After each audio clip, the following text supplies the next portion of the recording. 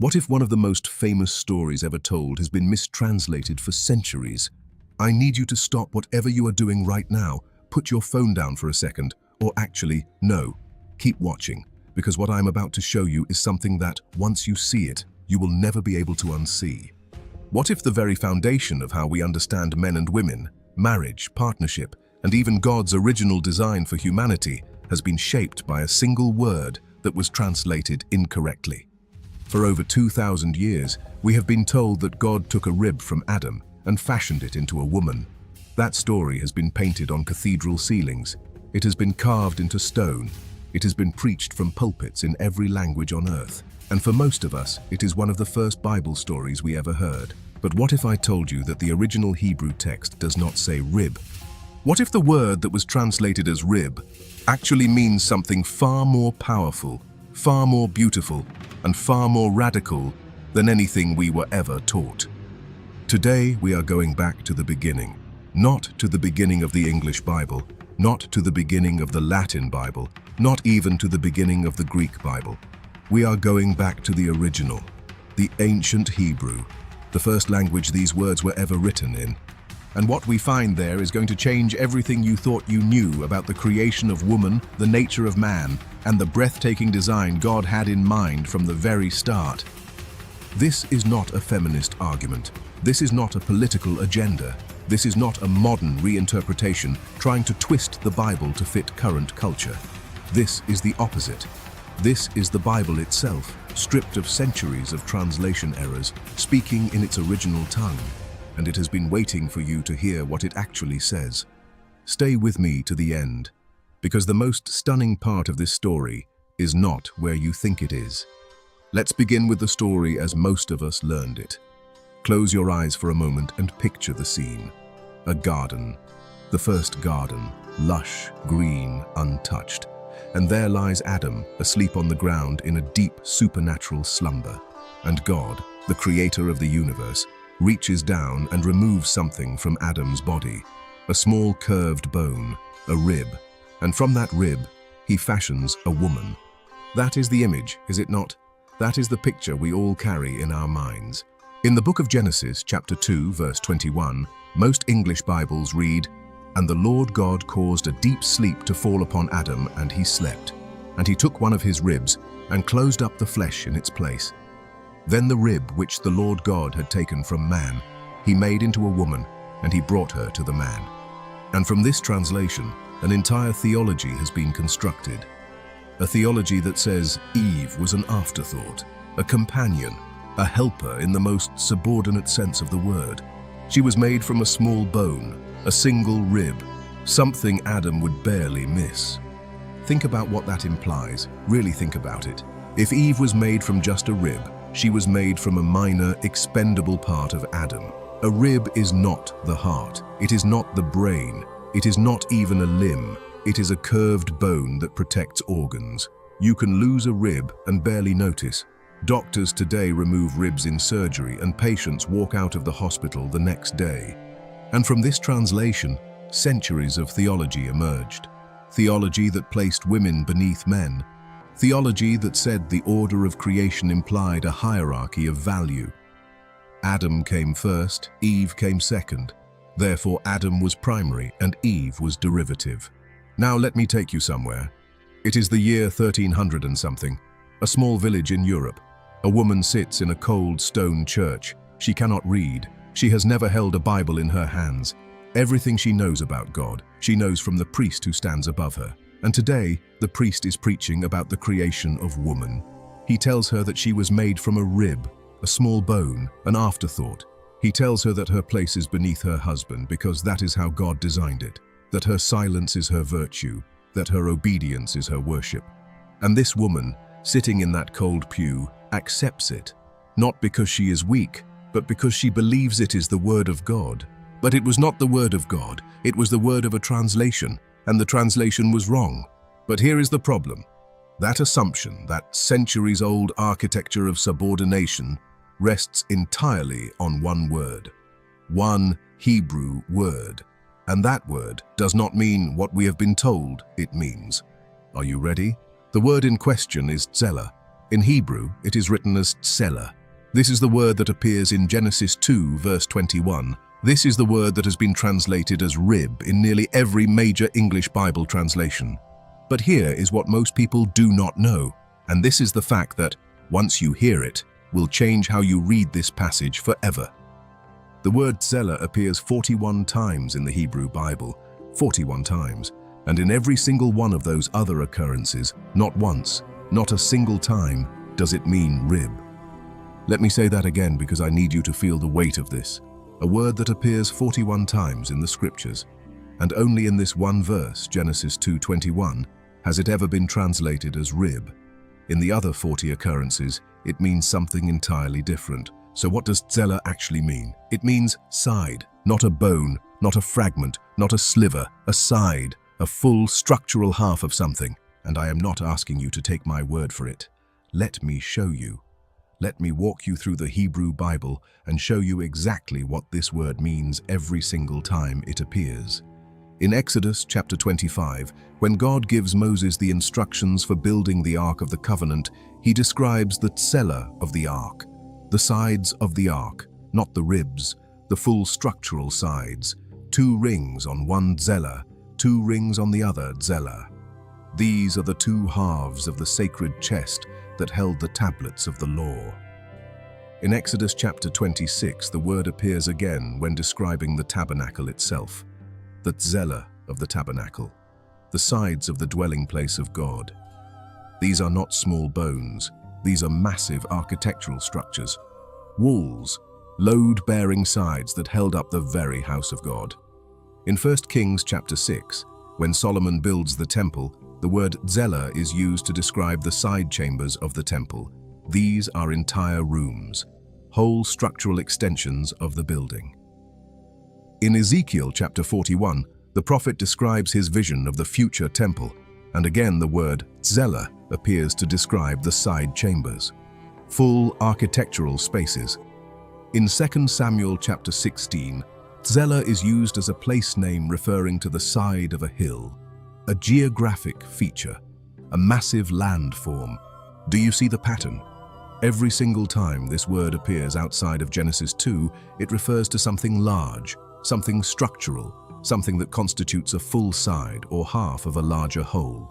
Walls of temples, sides of arks, chambers of buildings, faces of hills, and yet in the one verse that has shaped our entire understanding of woman's origin, translators chose the word rib.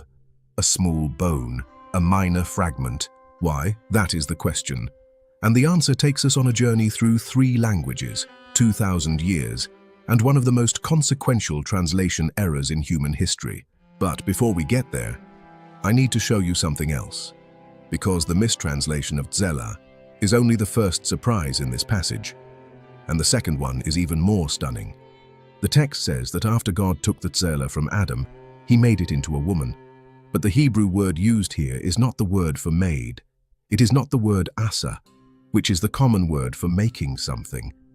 It is not even the word yatsar, which is the word used just verses earlier when God formed Adam from the dust of the ground. Yatsar is a potter's word. It means to mold, to shape, to press clay into form. The word used for the creation of Eve is completely different. The word is banah, and banah means to build, to construct, to architect. Let that land for a moment. God did not mold Eve like clay. He built her like a temple. This is a construction term, an engineering word. When the Bible describes Solomon building the temple, it uses banah. When it describes Nehemiah rebuilding the walls of Jerusalem, it uses banah. When it describes the construction of cities and fortresses and the tabernacle itself, it uses banah. God did not casually form Eve. He did not pinch a bone and breathe on it. He built her. He architectured her. He constructed her with the same intentionality, the same craftsmanship, the same sacred precision that he would later demand for the temple itself. And here is where it gets breathtaking. Remember, the word tselah, the same word used for what God took from Adam, is also the word used for the sides of the tabernacle and the sides of the temple. And the word banah, the word used for what God did with it, is the same word used for constructing those sacred spaces. The text is drawing a direct parallel. The creation of woman was a sacred construction. Eve was built with the same divine care, the same holy intention as the dwelling place of God. Eve was not an afterthought. She was a masterwork. Now stop for a second, because I know what some of you are thinking. You are thinking, this is interesting, but is it really that important? Does a single word really change that much? Yes, it does. And let me show you why by taking you to the most shocking parallel in the entire Bible. God puts Adam into what the Hebrew calls a tardema, a deep, supernatural, death-like sleep. This is not a nap. This is not ordinary rest. Tardema is the same word used when God puts Abraham into a supernatural sleep before making his eternal covenant in Genesis 15. This is divine anesthesia, a sacred unconsciousness. While Adam is in this death-like sleep, God opens his side, his tsela. From that opened side, God brings forth something extraordinary, a bride. He then closes the wound and presents the bride to Adam. Now hold that image in your mind. A man in a death-like sleep. An opened side. A bride emerging from that opened side. A wound that is closed. Thousands of years later, on a hill outside Jerusalem, another man hangs on a cross. He enters the deepest sleep of all, the sleep of death itself. And while he hangs there, a Roman soldier takes a spear and pierces his side. And from that open side, blood and water flow out. And from that sacrifice, from that wound, from that open side, the church is born, the bride of Christ. Do you see it? From Adam's opened side came Eve, the bride of the first man. From Christ's open side came the church, the bride of the last Adam. That is what Paul calls Jesus in 1 Corinthians 15, the last Adam. The early church fathers saw this parallel, and it shook them. Augustine wrote about it extensively. John Chrysostom preached about it in Constantinople. They understood that Adam's deep sleep was a prophetic shadow of Christ's death, that the first bride came from the first Adam's side, and the final bride would come from the last Adam's side. But here is what makes this parallel so devastating for the Rib translation. This typology only works if what came from Adam's side was not a bone, but a bride, not a fragment, but a fullness, not a leftover piece, but an equal partner in the divine story. If Eve was just made from a rib, then the parallel collapses. The church is not a rib of Christ. The church is his body, his fullness, his other side. The entire arc of Scripture from Genesis to Revelation is a love story, a story of division and reunion, of a God who separates in order to bring back together, who wounds in order to heal, who allows the deep sleep of death so that from it, new life and new love can emerge. And it all begins in a garden with a word that means side. Now, let me take you back to the question I asked earlier. How did this mistranslation happen? Because understanding the how is just as important as understanding the what. Around the 3rd century before Christ, a group of Jewish scholars in Alexandria, Egypt, undertook one of the most ambitious translation projects in history.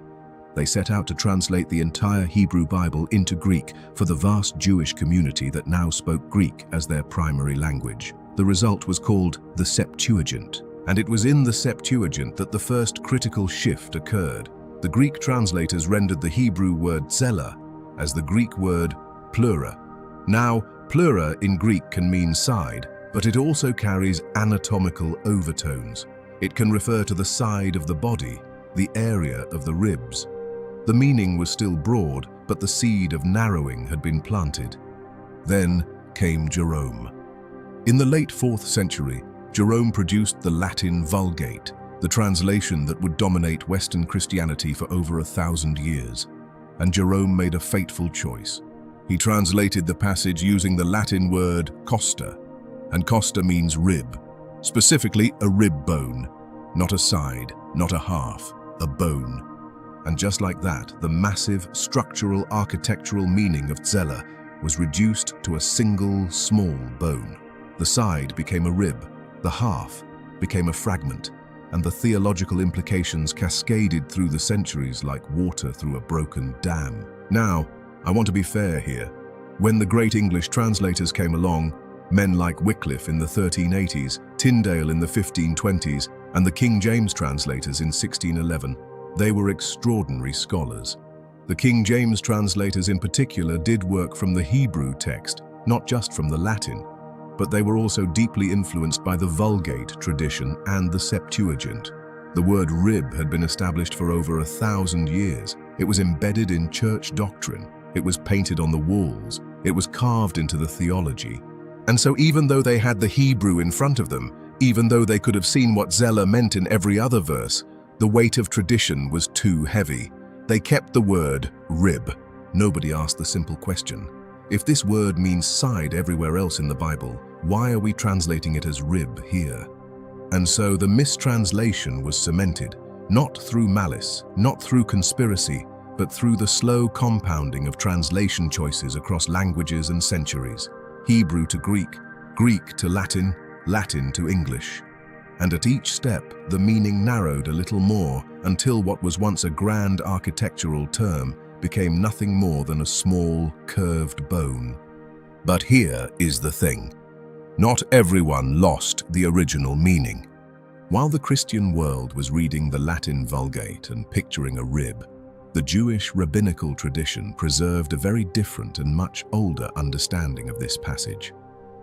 In the Talmud, in Tractate Berakot, Rabbi Jeremiah ben Eleazar makes a statement that the first time you hear it sounds almost unbelievable. He says that when God first created Adam, he created him with two faces, two fronts. The original Adam, according to this ancient rabbinical interpretation, was not a single man. He was a dual being, male and female, united in one body. Now, before you dismiss this as strange, listen to where it comes from. The rabbis were doing something very simple. They were reading Genesis chapter 1 alongside Genesis chapter 2, and they noticed a contradiction that most of us skip right over. In Genesis 1 verse 27, it says, "So God created man in his own image. In the image of God he created him. Male and female he created them." Them, plural, male and female, created together in one act. But then in Genesis 2, it describes the creation of woman as a separate event. God puts Adam to sleep, takes something from him, builds a woman. The rabbis asked the obvious question: if God created male and female together in chapter 1, why does chapter 2 describe the creation of woman as if it happened later? Their answer was profound, and it changes everything. Chapter 1 describes the original creation of a unified being, both male and female, one creature containing both. Chapter 2 does not describe a second creation, it describes a separation, a division. God did not create Eve as an afterthought. He divided what was originally one into two. He took the feminine side, the tzela of the original being, and from it, he built a separate person. The Midrash Rabbah, one of the oldest collections of rabbinical commentary, goes even further. It describes the original human as having two faces looking in opposite directions, and God divided this being down the middle, creating two complete persons from what had been one. This was not a fringe interpretation. This was not some obscure mystical speculation. This was mainstream rabbinical thought for centuries. The great medieval commentator Rashi, perhaps the most widely read Jewish Bible commentator in history, references it. The Zohar, the foundational text of Jewish mysticism, elaborates on it extensively. Ibn Ezra, one of the most rigorous and respected biblical scholars in Jewish history, acknowledged this reading. The rabbis understood something that was lost in the chain of translation. The creation of Eve was not the extraction of a bone. It was the division of a being. It was not subtraction. It was sacred separation. One becoming two, so that two could choose to become one again. Pause on that for a moment. Let that idea breathe. One becoming two, so that two could choose to become one again. That is not just a theory about Genesis. That is a theology of love. That is what every marriage, at its deepest level, is trying to be. A reunion, a return, a choice to become whole again. Now let us keep going. Because there is another word in this passage that has been just as profoundly misunderstood. And when you see what it really means, the picture becomes complete. In Genesis 2:18, before the creation of Eve, God says something remarkable. He says, "It is not good that man should be alone. I will make him a help meet for him." In Hebrew, the phrase is Ezer Kenegdo. For centuries, the word Ezer has been translated as helper, and in English, helper sounds small. It sounds subordinate. It sounds like an assistant, a sidekick, someone who holds the tools while someone else does the real work. But that is not what Ezer means in Hebrew, and what it actually means will stun you. The word Ezer appears 21 times in the Hebrew Bible, and in the overwhelming majority of those occurrences, it refers to God himself. God is called the Ezer of Israel. In Psalm 33 verse 20, "Our soul waits for the Lord. He is our Ezer and our shield." In Psalm 70 verse 5, "You are my Ezer and my deliverer." In Deuteronomy 33 verse 26, "There is none like the God of Jeshurun who rides the heavens to your Ezer." In Exodus 18 verse 4, Moses names his son Eliezer, which means "My God is Ezer," because God rescued him from the sword of Pharaoh. Is God a subordinate helper? Is God an assistant? Is God someone who holds the tools while you do the real work? Of course not. When God is called Ezer, it means a powerful ally, a rescuer, a strength that comes to save. It is a word that carries the weight of military rescue. It is the word you use for the one who arrives on the battlefield when you are about to be destroyed, the one without whom you would be lost. And Kenegdo, this word means corresponding to, facing, equal and opposite. It literally means like what is in front of him, not behind him, not beneath him, in front of him, a mirror, a match, an equal counterpart standing face to face. So when God says he will make an Ezer Kenegdo for Adam, he is not saying he will make a helper. He is saying he will make a powerful rescuer, a saving strength, a force that corresponds to him, that faces him, that matches him as an equal. Eve was not designed to stand behind Adam. She was designed to stand facing him, eye to eye, strength to strength, side to side. And there is that word again, side. Now I know that at this point, some of you have a question burning in your minds. And it is a fair question, so let me address it directly. You are thinking, if this is so obvious, if the Hebrew is so clear, why has no one corrected this? Why do our Bibles still say rib? Are you saying that thousands of scholars over 2,000 years all missed this? No, that is not what I am saying. Many scholars have known this. Hebrew scholars have written about it for decades. Rabbis have taught it for millennia. Theologians like Phyllis Tribal at Union Theological Seminary published rigorous academic work on this in the 1970s. Old Testament scholar Robert Alter, in his acclaimed translation of Genesis, translates Zeller as side, with detailed notes explaining why. The issue is not that no one knows. The issue is that Bible translation is conservative by nature, and rightly so. Translators are reluctant to change familiar renderings that have been in place for centuries.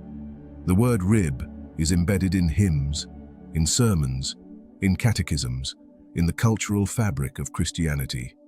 Changing it feels like changing the Bible itself, even when the change would actually bring us closer to what the Bible originally said. And there is another factor. For much of church history, the people who made decisions about Bible translation were men operating within patriarchal systems. A translation that implied female equality was theologically inconvenient.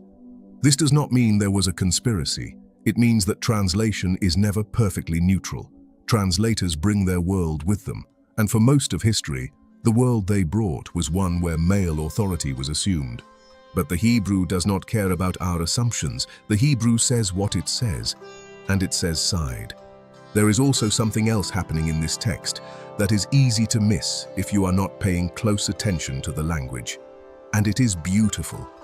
When God creates Adam from the dust of the ground in Genesis 2:7, the Hebrew word used for formed is yatsar. This is the word for a potter shaping clay. It implies hands pressing into raw earth, molding, working from scratch with base material, dust, dirt. Adam was crafted from the ground. But when God creates Eve, the text does not use yatsar. It does not say God formed her from scratch. It uses bana, to build. And the raw material is not dust. The raw material is Adam's own tzela, his own side, his own living substance. This means Eve was not a separate creation from inferior material. She was not made from dirt. She was made from Adam, from the same substance, the same flesh, the same bone, the same life. And this is exactly what Adam recognizes when he sees her for the first time. His first words upon waking from the deep sleep are the first recorded words of any human being in the Bible. And they are not a command. They are not a claim of ownership. They are a cry of recognition. This is now bone of my bones and flesh of my flesh. She shall be called woman, because she was taken out of man. Listen to the emotion in those words. This is now, finally, at last, after naming every animal and finding no match, after looking at every living creature and seeing nothing that corresponded to him. Now at last, here she is, bone of my bones, flesh of my flesh. In Hebrew, this kind of repetition is a superlative. It is the strongest possible way to say, this being is the most like me of anything that exists. This is not like the animals I named. This is not other. This is me, my substance, my being, divided, standing before me, equal, matching, my mirror, my other side, returned. The mathematics of creation are not 1 + 1 = 2. The mathematics of creation are 1 divided into 2, so that 2 can choose to become 1. And this is exactly how Jesus understood it. In the book of Matthew, chapter 19, the Pharisees come to Jesus with a question about divorce, and Jesus answers them by going all the way back to Genesis. He says, "Have you not read that he who made them at the beginning made them male and female, and said, 'For this reason a man shall leave his father and mother, and be joined to his wife, and the two shall become one flesh. So then, they are no longer two, but one flesh.'" Read those words carefully. Jesus does not talk about a rib. He talks about two becoming one. And he says that the reason for marriage is that what was originally one flesh is meant to be reunited. If Eve was merely made from a rib, why would Jesus describe marriage as two becoming one flesh? A rib is not half of a person. You do not become one flesh by reuniting with a bone. But if the original creation was a single being, divided into two sides, then Jesus' words make perfect sense. Marriage is the reunion. The two who were once one, choosing to become one again. Not because one is incomplete without the other in a diminishing sense, but because they recognize in each other the missing side of their original wholeness. Jesus read Genesis the way the rabbis read it, the way the Hebrew demands it be read. Now step back with me and look at the full picture of Genesis 2. Because the creation of Eve does not happen in isolation. It happens within a carefully designed narrative, and every detail matters.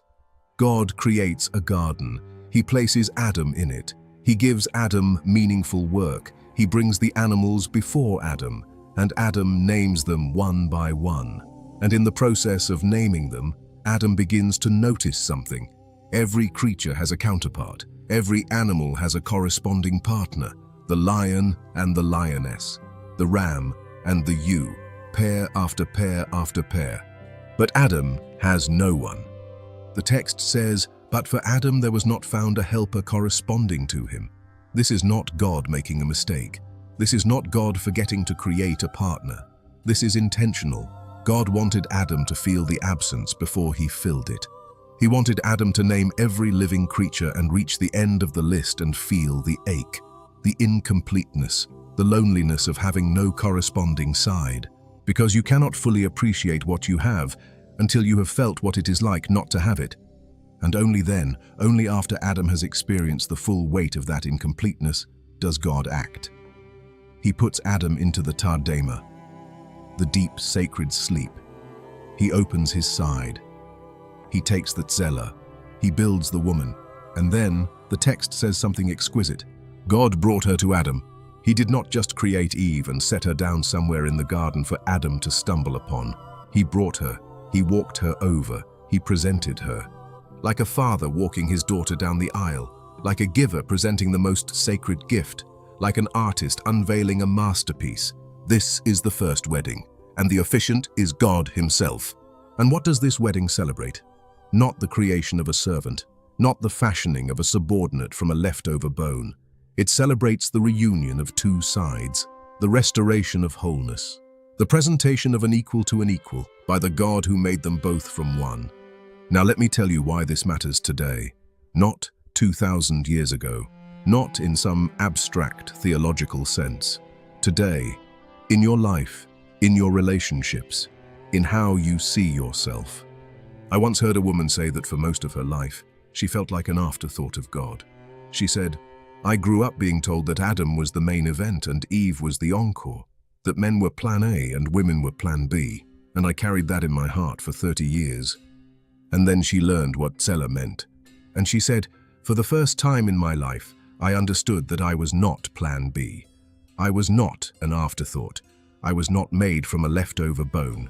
I was built, architectured, constructed by God with the same word he used for his own temple. I was not less than. I was the other side of the same thing. That is what this word does when you hear it correctly. It does not just change your theology. It changes your identity. It changes how a husband looks at his wife. She is not his subordinate helper. She is his Ezer, his powerful ally. The same word the Bible uses for God when he rescues Israel. She is not below him. She is Kenegdo, facing him, matching him, corresponding to him in every way. It changes how a wife sees herself. She is not secondary. She is not derivative. She was built by God with the same sacred intention he would later use for his temple. She is not a fragment. She is a full structural side of the original human design. It changes how we understand marriage. Marriage is not a man acquiring an assistant. Marriage is the reunion of two sides that were originally one. It is the most sacred act of human restoration. It is two people looking at each other and saying, "Bone of my bones, flesh of my flesh, you are my side, you are my match." Together, we are what God originally designed. And it changes how we understand God. Our God is not a God who creates hierarchy and calls it good.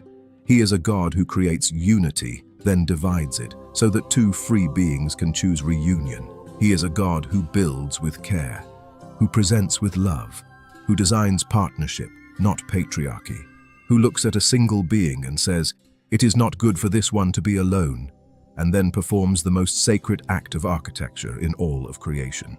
Now I want to close by doing something I have been wanting to do this entire time. I want to retell the story, the real story. The story the Hebrew has been telling for 3,000 years, waiting for us to hear it properly. In the beginning, God created the heavens and the earth, and on the sixth day, he created something extraordinary, a being made in his own image, not just male, not just female, both, united, one creature containing the fullness of humanity, male and female. He created them in one act, in one breath, in one magnificent expression of divine imagination. And God looked at this being, and he said, "It is not good for this one to be alone, not because the being was flawed, but because love requires two, because partnership requires faces that can turn toward each other, because unity chosen is more sacred than unity imposed." And so God caused a deep sleep to fall upon the being, a tardima, a sacred unconsciousness. And while this being slept, God did something so holy that no human eyes could witness it. He opened the side. He took the tzela, one full half, one entire side, and with the skill of the master architect of the universe, with the same word he would later use for the building of his own temple, God built. He constructed, he architectured, and from one there were two.